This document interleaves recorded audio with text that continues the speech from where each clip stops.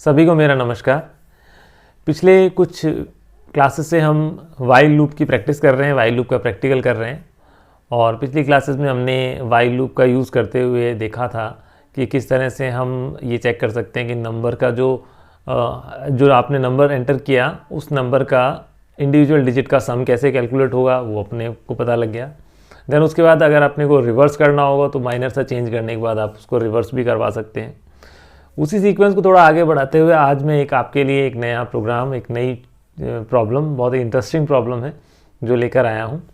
इसमें हमें क्या करना है कि यूज़र से एक नंबर इनपुट लेना है, फिर से वही नंबर इनपुट लेंगे और उस नंबर को चेक करेंगे कि given number is a palindrome number और नॉट। अब क्वेश्चन आता है कि सर पैलिंड्रोम नंबर क्या होता है? पैलिंड्रोम नंबर का मतलब होता है ऐसा नंबर जो राइट हैंड साइड से रीड करो, जैसे 1 2 3 4 3 2 1। अगर आप इसको राइट से रीड करोगे तब भी 1 2 3 4 3 2 1, और अगर आप इसको लेफ्ट हैंड साइड से रीड करोगे तब भी वही वैल्यू आएगी, 1 2 3 4 3 2 1। ये सिंपल मैं बोलता हूँ कि जैसे मैंने बोला 999, ये भी हमारा पैलिंड्रोम नंबर का ही एग्जाम्पल है। 1 2 1, ये भी हमारा पैलिंड्रोम नंबर का ही एग्जाम्पल है। तो यहाँ एक लॉजिक और चल रहा है, राइट लेफ्ट की बजाय एक लॉजिक और चल रहा है। क्या कि अगर मैं इस नंबर का रिवर्स करूँगा, सोचो इस नंबर का रिवर्स करूँगा तब भी क्या आएगा, सेम नंबर आ जाएगा। 999 का रिवर्स करूँगा तब भी क्या आएगा, 999 आएगा। 121 का रिवर्स करूँगा तो भी क्या आएगा, रिवर्स मतलब आप समझ रहे हो ना, जो हमने लास्ट क्लास में समझा था रिवर्स नंबर कैसे करता है, वो चीज़ कि नंबर को अगर अपन रिवर्स प्रिंट कराएंगे तो भी वही वैल्यू आएगी, सेम वैल्यू आएगी। तो इसका मतलब हमारा लॉजिक क्या हुआ, सिंगल एक लाइन में अपने क्या लॉजिक पकड़ लिया कि यूज़र से आपने नंबर इनपुट लिया, उस नंबर को आप रिवर्स करवा लो। अगर वो नंबर रिवर्स होने पर ओरिजिनल नंबर से के इक्वल आ गया, that is called palindrome number.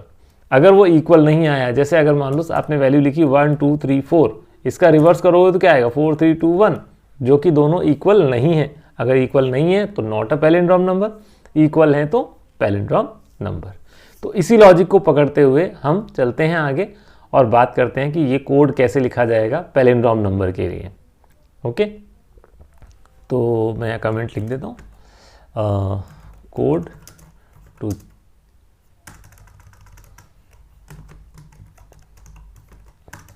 Palindrome number. ठीक है, यहाँ क्या करना पड़ेगा अपने को, सबसे पहले एक वेरिएबल लेना है सिंपल, जिसमें अपन नंबर रीड करेंगे। मैंने कहा n वेरिएबल ले लेता हूँ, इसमें एक इंटीजर वैल्यू सेव करवा लूँगा। सेव कराना है, रीड कराना है, तो मैं क्या करूँगा, इनपुट एंटर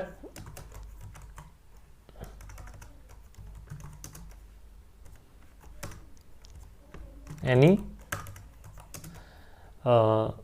वैल्यू। अब वो वैल्यू इंटीजर ही होनी चाहिए, हम यही मान के चलेंगे। कुछ हमारे लिमिटेशंस होती हैं, वो अपने को ध्यान रखनी पड़ती हैं। चलिए, मैंने नंबर रीड कर लिया। अब थोड़ा सा याद करो, मैंने रिवर्स नंबर की बात करी है अभी, तो रिवर्स नंबर की बात करें तो रिवर्स नंबर का कोड अप्लाई करना पड़ेगा। अब अगर किसी ने रिवर्स नंबर का कोड चेक नहीं करा है कैसे वो वर्क करता है, तो प्लीज़ पिछले वीडियो को चेक करें। और इससे पहले वाली जो क्लास है उसमें मैंने बहुत अच्छे से एक्सप्लेन किया है कि रिवर्स कैसे किया जाएगा नंबर को, तो एक बार वो चेक करके आएँ और फिर उसके बाद में आप पैलिंड्रोम नंबर पे आएँ, अदरवाइज़ आपको समझ में नहीं आएगा कि हो क्या रहा है। एक एस वेरिएबल और लिया था हमने, उसमें स्टार्टिंग में जीरो से इनिशलाइज करा दिया था।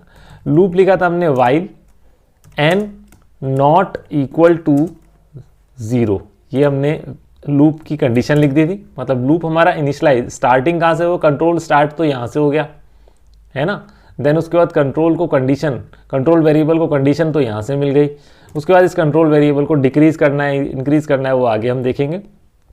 तो उसके लिए हमने क्या किया, n नॉट इक्वल टू 0, एक वेरिएबल लिया था r जो कि रिमाइंडर सेव कर रहा था, किसका, n का। अब रिमाइंडर कैसे लगाते हैं हम, मॉडुलस ऑपरेटर से। कौन से वैल्यू से, 10 से हमने रिमाइंडर ले लिया। आगे लिखा था आपने s इक्वल टू s, ध्यान से देखना, s equal to s multiply 10 plus r। अगर मैं यहाँ मल्टीप्लाई 10 नहीं लिखता हूँ तो क्या होता है, सम ऑफ डिजिट हो जाता है, ये मैंने आपको पिछले प्रोग्राम में बताया।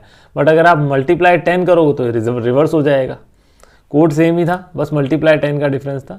और उसके बाद n को डिक्रीज करना है, n equal to n floor division 10। इससे क्या होगा, ये हो गए स्टार्ट, ये हो गई स्टॉप कंडीशन, और ये हो गया स्टेप कैसे लेना है, जो हमने कंट्रोल का मैंने आपको वाइल लूप में समझाया था वो चीज़। नाउ अब इसको प्रिंट कराते हैं हम, सिंपल प्रिंट करा देते हैं। अभी इससे होगा क्या, रिवर्स बनेगा। सर अपना काम तो पैलिंड्रोम नंबर का है, हाँ करेंगे, एक एक स्टेप लेकर करेंगे, रिवर्स नंबर है ना, क्योंकि देखो एक साथ सारा काम करोगे तो नहीं समझ में आएगा, स्टेप बाय स्टेप चलना पड़ेगा। तो पहले हम रिवर्स नंबर को क्लियर कर लेते हैं फिर से, तो ये तो आपको क्लियर होगा जिन्होंने पहले देखा है, तो जिनको नहीं देखा वो यहाँ तक भी समझ लेते हैं कि ये हो गया हमारा रिवर्स करने के लिए कोड। मैं इसको कोड को सेव करता हूँ।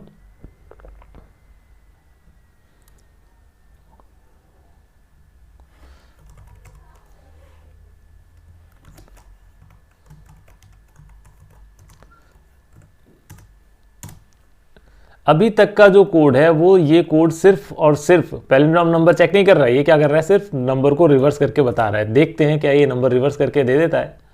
मैंने रन किया, वैल्यू एंटर की 1 2 3 4, हमारे पास रिवर्स नंबर आ गया 4321।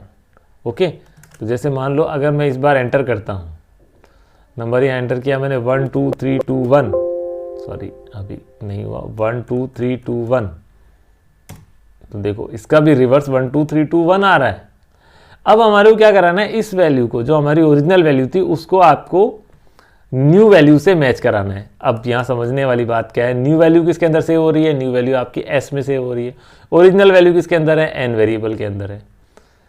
अब आपको सर सिंपल सा अपने को यहाँ पर कहानी लिखनी क्या है, यही तो कहानी लिखनी है, if s equal to n, मतलब एस जो नया वैल्यू बनी है उसको ओरिजिनल एन से मैच करा दो। अगर इक्वल आ गया, दोनों इक्वल आ गई, तो आप सिंपल सा लिख दो प्रिंट पैलिंड्रोम नंबर,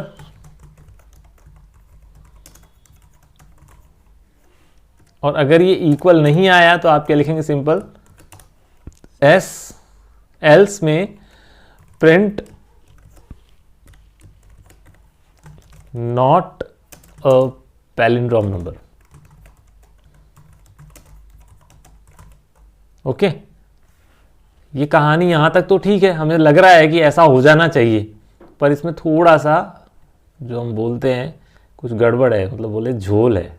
वो क्या है, वो झोल क्या है यहाँ पर देखो, आप जब इसको प्रैक्टिकल देखोगे ना तब आपको समझ में आ जाएगा इसका आउटपुट। अभी 7 ये एस में वैल्यू आ रही है जो न्यू वैल्यू सेव हुई है, और एन क्या है, ओरिजिनल वैल्यू है। अभी तक अपने को देखने में सब कुछ सही लग रहा है, पर मैं कह रहा हूँ कि इसके अंदर कुछ ना कुछ प्रॉब्लम है। देखो मैंने लिखा, हमें मालूम है ये वाला जो वैल्यू है ये पैलिंड्रोम नंबर है, इसको लिखते हैं हम 1 2 3 2 1। क्या रिजल्ट आया, रिवर्स होने पर भी नॉट अ पैलिंड्रोम नंबर आ रहा है। क्यों आ रहा है, उसका रीज़न क्या है, उसका रीज़न ये है कि हमारी जो कंडीशन ब्रेक हो रही है वो कहाँ से ब्रेक हो रही है, वो तभी ब्रेक हो रही है जब n की वैल्यू 0 हो रही है। तो ऑलवेज ये जो लूप ब्रेक होगा, ध्यान से सुनना, ये लूप जब ब्रेक होगा, ये लूप कब ब्रेक होगा, जब n की वैल्यू 0 हो जाएगी। तो यहाँ पर आपका वैल्यू तो रिवर्स होने पर क्या बना, 1 2 3 2 1 का रिवर्स तो 1 2 3 2 1 बन गया, लेकिन ये n की वैल्यू 0 बन गई। तो ये कंडीशन ऑलवेज क्या रहेगी, फॉल्स रहेगी। फॉल्स रहने के कारण ये हमेशा नॉट अ पैलिंड्रोम ही दिखाएगा। तो अब इसका सॉल्यूशन क्या है, सॉल्यूशन सिंपल सा है भाई, आप क्या करो, ये जो आपने नंबर रीड किया है ना, इस नंबर को एक टेम्परेरी वेरिएबल में सेव करा लो। ठीक है, एक टेम्परेरी वेरिएबल ले लो, उसके अंदर आप इसको सेव करवा लो।